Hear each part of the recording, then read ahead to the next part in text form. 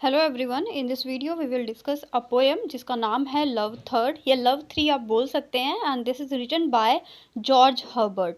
तो George Herbert हैं, उनका बोर्न हुआ था 1593 में इंग्लैंड में। और ये एक राइटर थे, पोइट थे। और इनकी जो पोइट्री थी ये इन्होंने इंग्लिश लैंग्वेज में, लैटिन लैंग्वेज में और ग्रीक लैंग्वेज में लिखा था। इट मीन्स दैट कि ये मल्टीलिंगुअल थे। इन्होंने कई लैंग्वेजेस पर अपनी कमांड की हुई थी और अपने पोइट्री वर्क को एक्सप्लोर किया था। जो जॉर्ज हर्बर्ट है, इनका बोर्न और डेथ इनकी दोनों ही इंग्लैंड में हुई थी। बेसिकली ये इंग्लैंड से ही थे। तो ये जो इनकी पोएम है ये एक रिलीजियस पोएम है। Love third is a part of the church, the central section of George Herbert's The Temple. The church collects devotion, lyrics, the portray religion, experience and the attempt of achieving a faithful life. इनका जो maximum majority of work है वो इसी चीज़ पे था। और ये भी एक इनकी एक रिलीजियस पोएम है और एक मेटाफिजिकल पोएट है थे ये जॉर्ज हर्बर्ट। और ये जो इनकी पोइट्री है इसको भी मेटाफिजिकल तरीके से ही प्रेजेंट किया गया है इस कंप्लीट पोएम में। इसमें इसको 3 स्टैंजाज में डिवाइड किया गया है। जो इसका फर्स्ट स्टैंजा है, love bade me welcome yet my soul drew back guilty of dust and sin. कि जो भगवान है, जो लव है, that love is the name of God. कि जो गॉड है उन्होंने मुझे इनवाइट किया है, मेरा वेलकम कर रहे हैं पार्टी में जो कि ऑर्गेनाइज हो रही है हेवन में। Yet my soul drew back, लेकिन जो मेरी आत्मा है वो वहाँ से वापस आना चाहती है। Guilty of dust and sin, because जो मेरी आत्मा है, जो मैं हूँ, ये गिल्टी है। क्यों? क्योंकि उसने पाप किए हैं, उसने गिल्ट किए हैं। और ये किस गिल्ट की बात हो रही है, किस पाप की बात हो रही है? जो पूरा जो एक ह्यूमैनिटी को बेस करते हैं, एडम और ईव के फॉल की बात हो रही है इन लाइंस में। But quick eyed love observing me grow slack from my first entrance in. और मेरी इस जो मैं अपनी निगाहें छुपा रहा हूँ गॉड से, गॉड ने उसे ऑब्जर्व कर लिया है। and drew nearer to me sweetly questioning if I lacked anything। और बहुत प्यार से मेरे पास आकर पूछते हैं, बहुत प्यार से क्वेश्चन करते हैं, इफ़ आई लैक्ड एनीथिंग, क्या मैंने इस पार्टी में कोई लैकनेस छोड़ी है, क्या मैंने इस पार्टी में कोई लैक छोड़ा है, कोई कमी छोड़ी है। हेयर पोएटिक डिवाइसेस को साथ के साथ कंप्लीट करेंगे। इट इज़ अ लिरिकल, जैसे कि आप देख सकते हैं, आप इसे गा सकते हैं फर्स्ट स्टैंजा को। यहाँ पे गॉड को love is being personified as it can speak and interact with the lyrical voice in human way. इसको पर्सोनिफाइड किया गया है and works at the same time as a metaphor of God. Metaphor of God, जैसे कि मैंने आपको बोला कि जो लव वर्ड है that is personified to the God, तो इसका यूज़ किया गया है इसके अंदर। शॉर्ट में हम इसमें बाद में बात करेंगे, पहले ही डिस्कस करते हैं इसको line to line. Next stanza है इसका, a guest I answered worthy to be here. कि क्या एक गेस्ट की तरह मुझे यहाँ होना चाहिए, क्या मैं यहाँ आने के लायक हूँ इस पार्टी में। जो पॉइंट हैं वो बोलते हैं God say, love say, love said you shall be he. कि हाँ बिल्कुल तुम्हें यहाँ होना चाहिए। I the unkind ungrateful of my dear. मैं बोलता हूँ कि मैं कितना अनकाइंड हूँ, कितना अनग्रेटफुल हूँ। आह माई डियर, और ये वो पूरी मानव जाति के लिए बोलते हैं जो एडम और ईव का जो शेम था या जो उनका फॉल था उसके लिए। I can not look on दाई, कि मैं आपकी तरफ देखने के लायक नहीं हूँ। जो मेरी आंखें हैं वो आपकी तरफ देखने के लायक नहीं हैं। कवि बोलते हैं, जो पोइट हैं वो बोलते हैं। Love took my hand and smiling did reply. और वो मेरा हाथ पकड़ते हैं, जो लव हैं वो मेरा हाथ पकड़ते हैं और स्माइल करते हैं, स्माइल करते हुए मुझे रिप्लाई करते हैं, who made the eye but आई। कि जो आंखें हैं जिनको बोल रहे हो कि ये देखने के लिए लायक नहीं है मुझे, इन आँखों को किसने बनाया है। Who made the eye but I, इन आँखों को भी मैंने ही बनाया है।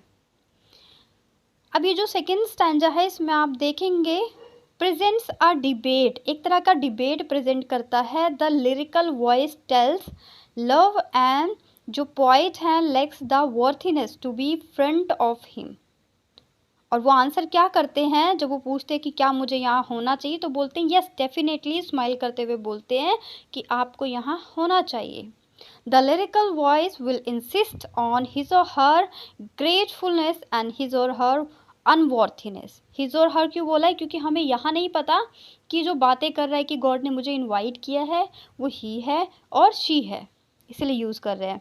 इन this stanza the conversation between the lyrical voice and love is more dynamic as the debate on whether the lyrical voice is worthy of love's presence. The tone shift it more mild and gentle, क्योंकि जो God का जो love का tone है वो बहुत gentle होता है एज द लिरिकल वॉइस, जैसे कि लिरिकल वॉइस हैं and accept the love God in the form of love is presented as a forgiving.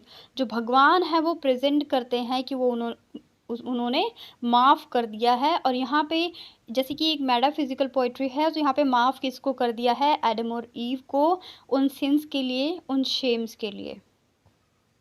और वो बोलते हैं who made the eye but I, मतलब इन आँखों को भी किसने बोला है? The dialogue from of the stanza and the entire poem has a regular pace constructed by the question and answer form। ये जो सेकंड स्टैंजा है वो पूरा एक क्वेश्चन आंसरिंग की फॉर्म में प्रेजेंट किया गया है। जैसे कि स्टार्टिंग में जो पोइट हैं वो बोलते हैं क्या मैं आने के लायक हूँ, तो गॉड बोलते हैं यस आप हो। फिर जो पोइट हैं वो बोलते हैं कि मैं इतना अनग्रेटफुल हूँ, इतना अनकाइंड हूँ।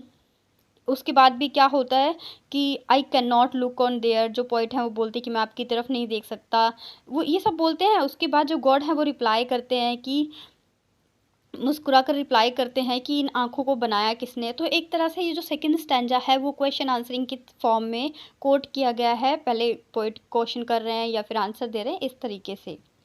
अब जो इसका थर्ड स्टैंजा है that is truth lord but I have mad them let my shame, कि आपने ही इन आँखों को बनाया है बट अभी भी इनमें क्या है? शेम है। And the shame is indirectly related to the fall of Adam and Eve. Go where it dove deserve, जो गॉड हैं वो बोलते हैं कि तुम इस पार्टी को डिजर्व करते हो, इस हेवन की पार्टी में जाओ और एंजॉय करो।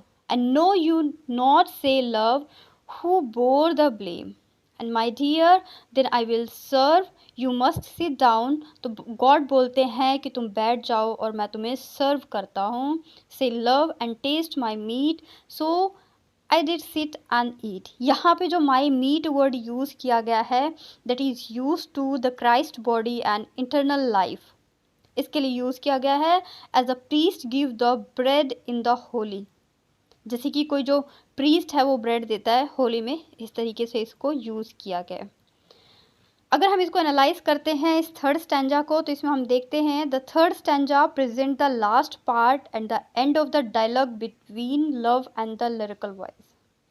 अब यहाँ पे लिरिकल वॉइस क्यों बोला है? क्योंकि यहाँ पे we also don't know that कि जो वॉइस है वो ही की है या शी की है। एक डायलॉग की फॉर्म में ये काम कर रहा है थर्ड स्टैंजा में भी। The lyrical voice feels ashamed because has mad, और जो उसकी आंखों में एक गिल्ट था वो है once again the lyrical voice feel guilty sinful and non worthy of love's presence and words. Love will insist that he bore the blame, he bore the blame. और इस लाइन में आप देखेंगे जैसे मैंने बोला था कि line to line poetic devices को भी देख लेंगे, तो यहाँ पे एलिट्रेशन का यूज़ किया गया है। क्योंकि आप देखिए bore the blame, in words में किसका रिपीटिशन है? बी जो अल्फ़ाबेट है उसका रिपीटिशन है बोर में और ब्लेम में। The lyrical voice emphasize his duty to love and God. He says that will serve. Finally, God says that the lyrical voice must taste his meat. और ये इस तरह से the Holi God, the love of God compensate for human weakness, कि जो God है वो compensate करते हैं ह्यूमन की वीकनेस को। तो इस तरह से हमने इसकी line to line summary cover की है और इसकी पोएटिक डिवाइसेस और साथ के साथ इसको एनालाइज किया। अगर हम बात करें जॉर्ज हर्बर्ट के बारे में, so he was born in 1593 and died on 1633। He was a Welsh poet, orator थे, ये प्रीस्ट थे और ये मेटाफिजिकल पोइट थे और इनकी जो पोइट्रीज़ हैं वो भी कुछ कुछ जॉन डन की तरह ही थी, बियॉन्ड द वर्ड जाके। He received a good education attention in Cambridge and become a public orator. और इन्होंने कुछ टाइम पार्लियामेंट में भी अपनी जॉब दी थी। And he also include and devoted himself to the Church of England. तो आप देख सकते हैं जो उनकी पोइट्रीज़ हैं तभी गॉड को लेकर लिखी गई हैं। He spent the last year of his life as a rector in the little parish of the St. Andrew Church। तो लास्ट की स्टेजेस पे भी ये सेंट एंड्रयूज चर्च में थे, जो कि आप इनकी पोइट्रीज़ में उसका रिफ्लेक्शन देख सकते हैं। क्योंकि ये जो पोइट्री लिखी गई है ये भी एक तरह से गॉड को डेडिकेट करके लिखी गई है, जो ह्यूमन के सिन होते हैं उसको लेकर लिखी गई है। इन्होंने रिलीजियस पोइट्री, वर्स और लाइफ पे पोइट्रीज लिखी हैं। His poetry is technically versatile and full of powerful words and images. Powerful words and images, जैसे कि जो इनका सेलेक्शन ऑफ वर्ड्स था दैट इज़ वेरी पावरफुल। जैसे यहाँ पे इन्होंने लव वर्ड को यूज़ किया है और लव वर्ड को इन्होंने मेटाफिजिकली कह सकते हैं यूज़ किया है गॉड के लिए।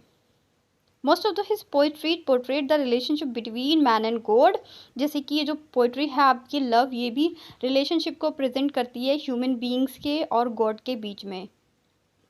एंड पैशनेट है ये स्पिरिचुअलिटी के टूवर्ड्स। जैसे कि जो इनकी दूसरी पोइट्री है जो हम अभी डिस्कस करेंगे नेक्स्ट वीडियो में, कॉलर, इसमें भी इसी तरह की बातें जो हैं इन्होंने मिक्स किया है, उसमें रिलीजियस से कोट किया है और पूरी स्पिरिचुअलिटी से भरी हुई है। एक रिलेशनशिप को प्रेजेंट करती है जो ह्यूमन बीइंग्स और गॉड के बीच में होता है। और ह्यूमन, इस पोएम में तो इन्होंने बेसिकली प्रेजेंट किया है जो एडम और ईव का फॉल था और किस तरह से क्वेश्चन आंसरिंग की फॉर्म में इसको प्रेजेंट किया गया है।